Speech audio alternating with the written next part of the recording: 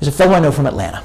Calls me up a few months ago. He says, Harry, I'm in New York visiting. I'm here with my sons. Can we stop by your office? I'd like to introduce you. I said, sure. Stops by my office. They're checking out the nice views, taking pictures. And he says to his son, Howie, tell Mr. Rothenberg your story. So his 19-year-old son, Howie, tells me the following story. He volunteered to spend 5.5 months on a kibbutz in Israel working. Working on a kibbutz does not mean shuffling some papers around and talking on the phone and typing on a word processor. It means work. And so they're working for 3.5 months. Really hard work. Him and his 7 friends. They're told they're going to get a 1-week vacation. So they get the 1-week vacation after breaking their backs for 3.5 months. Sunday, Monday, Tuesday, Wednesday. They got an Airbnb. They're having a great time. They get a call Thursday morning. Guys, we're so sorry. Several people in the kibbutz got sick. We need you to come back. We have lettuce that has to be picked now. You have to come back. They said, what are you talking about? This is a 1-week vacation. They couldn't get their money back from the Airbnb, but they talk about it. They decide we made the commitment. They need us, and to their credit, they go back and they pick the lettuce. Have to change their plans. And on Sunday, after picking lettuce over the weekend, they find out what happened at the event that they were supposed to attend over the weekend at the Supernova Festival. I said, Howie, how upset were you when you got the call? He said, we were furious. Like, what? We have to miss the Supernova Festival? This is going to be like the greatest thing ever. Beautiful women and music and booze and you name it. And we got to miss it to pick lettuce? I said, how'd you feel on Sunday? He said, God saved our lives. It's unbelievable. Now you'll say, that's an incredible story. And God saved our lives. But how's that a Tisha B'Av story? I mean, on Tisha B'Av, all we hear about are the bad stories. Well, here's the rest of the story.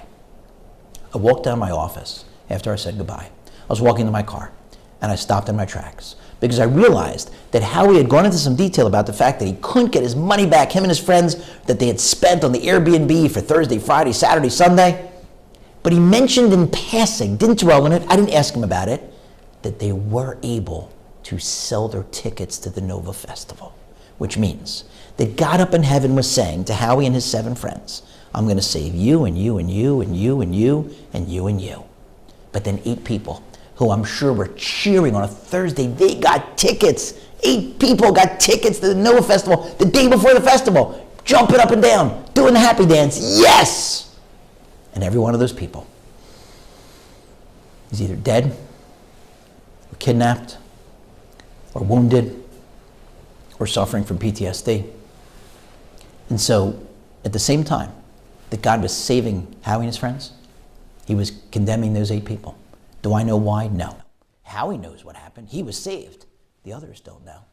Sometimes we get answers right away, like Howie did, and it makes sense. Wow, God, I can't believe you did that. You saved my life. And other times, those families in mourning, they should be comforted. Families of the hostages, they should be returned. Families of the wounded, they should heal. Those who have psychological injuries should heal.